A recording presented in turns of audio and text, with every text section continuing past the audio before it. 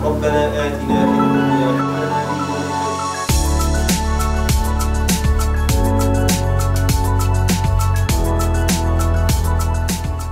إنا أنزلناه في ليلة القدر وما أدراك ما ليلة القدر.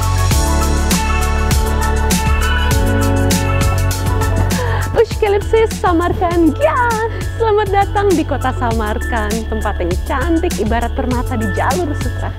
Tak hanya cantik, tempat ini juga memiliki peran penting pada masa kejayaan Islam di masa lampau.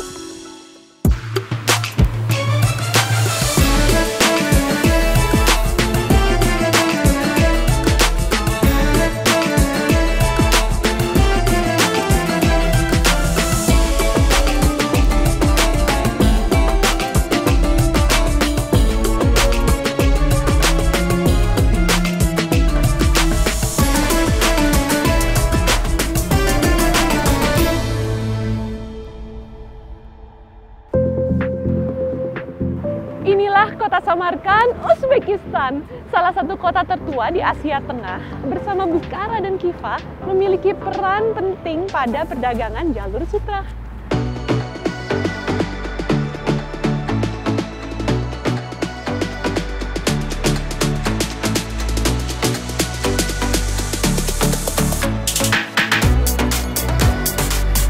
Di belakang saya ini adalah Registan Square yang merupakan destinasi wajib bagi wisatawan yang berkunjung ke kota ini. Nah, Registan Square pada masanya berfungsi sebagai alun-alun kerajaan.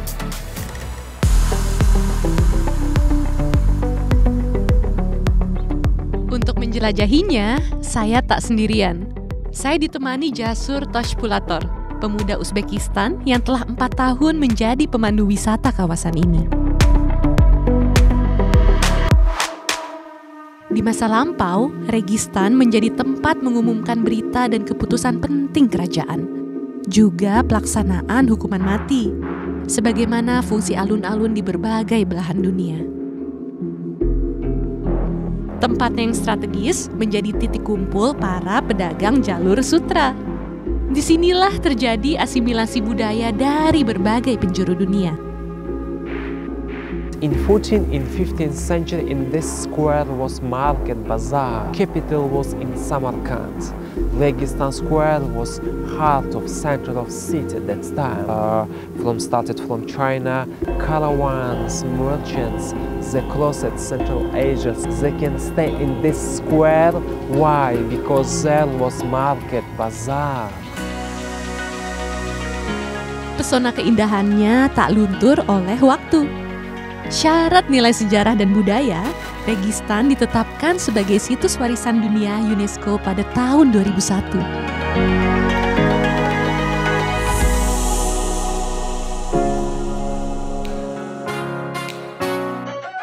Selain berfungsi sebagai alun-alun, Registan juga menjadi pusat pendidikan para pelajar Muslim.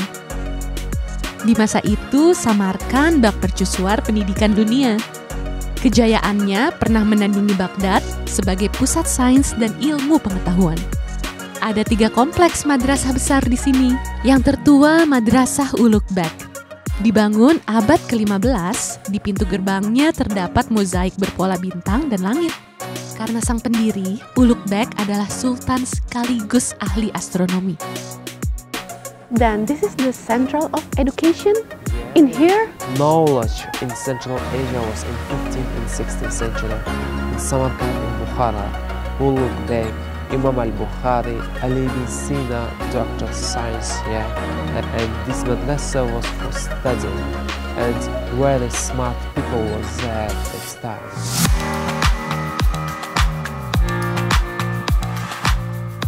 Dua madrasah baru ditambahkan untuk meningkatkan kapasitas. Madrasah Sherdor dan Madrasah Tilyakori pada abad ke-16. Jadi di setiap hujra doors atau pintu-pintu madrasah itu tertulis di atasnya hadis. Dan hadis yang di sana, knowledge atau ilmu pengetahuan itu sangat penting untuk kita terus cari, kita kejar, kita miliki, sehingga kita bisa menjalani kehidupan dengan baik dan juga bisa mencapai akhirat yang baik. Kini ketiga madrasah tak lagi aktif. berubah fungsi sebagai tempat wisata dan belanja souvenir khas Uzbekistan. Namun masih ada peninggalan Sultan Ulugh-Beg yang lestari hingga kini, yakni ilmu yang bermanfaat. Mirza Muhammad Taraghe bin Shahrukh atau dikenal dengan Mirza Ulugh-Beg merupakan seorang sultan yang juga ahli astronomi, ahli matematika, dan juga seorang peneliti dan ilmuwan. Selain membangun madrasah untuk rakyat, beliau juga membangun observatorium untuk mengobservasi bintang-bintang dan planet. Observatorium Ulugh-Beg dibangun tahun 1420. Dari hasil pengamatannya, Ulugh-Beg berhasil mengoreksi perhitungan yang pernah dibuat astronom-astronom Romawi seperti Ptolemeus. Inilah yang menjadikan Ulugh-Beg sebagai salah satu ilmuwan Muslim yang diakui dunia. Ini adalah salah satu masterpiece dari Mirza Ulugh-Beg, yaitu Ziji Jadidi Koragoni, katalog perbintangan baru yang berisi 1018 koordinat bintang yang dipetakan oleh Mirza Ulugh-Beg beserta murid-muridnya. Sebelum dihancurkan pada abad ke-17, observatorium ini terdiri dari 3 lantai. Tingginya 30 meter dan kedalaman 47 meter.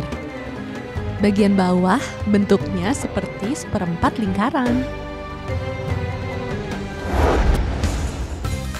Menjadi pusat perkembangan ilmu, mengundang banyak orang datang ke kota ini.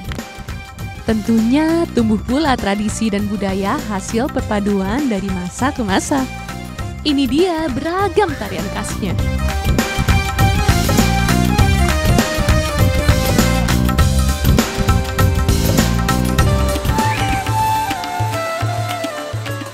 Tarian tradisional Uzbekistan terdiri dari 15 hingga 20.000 gerakan, tergantung kerumitan tariannya. Tiap tarian menceritakan kisah dengan gerakan dan ritme yang mengalir. Yang ini salah satunya, namanya tarian Papuri. Ditampilkan berkelompok mewakili 3 kota yang ada di Uzbekistan, yakni Bukhara, Khiva, dan Andijan. Ada pula pertunjukan perkusi dengan alat musik doira. Serupa tamborin, dimainkan dengan penuh semangat berformasi melingkar. Tak ketinggalan pertunjukan olah vokal. Melantunkan syair lagu tradisional, diiringi dutar, alat musik dawai berleher panjang.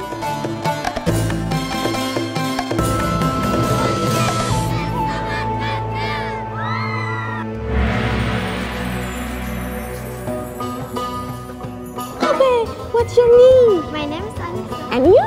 Aziza. And you? And you? Oh, mashallah, why you all love dancing? Mening boyim o'sgani uchun va oyog'im tekis bo'lishi uchun raqsga kelaman.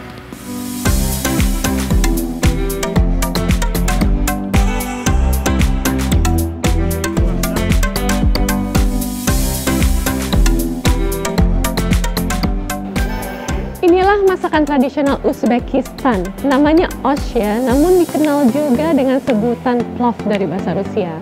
Paling nikmat dimakan hangat-hangat, dan piringnya nih kalau disentuh terasa hangat juga karena direndam dulu dengan air panas.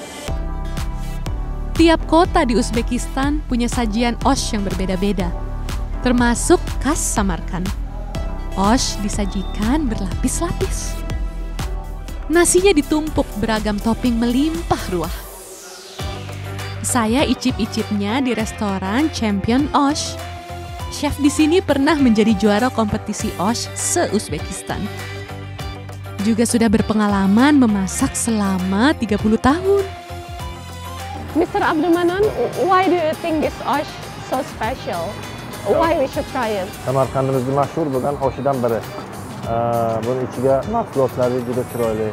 Yog'lari, yong'oq yog'i, pista yog'i, bodom yog'i, kunjut yog'i bor, ichiga yong'oq yog'i bor, indav yog'i bor, guruchi, lazer guruchdan, qo'y go'sht.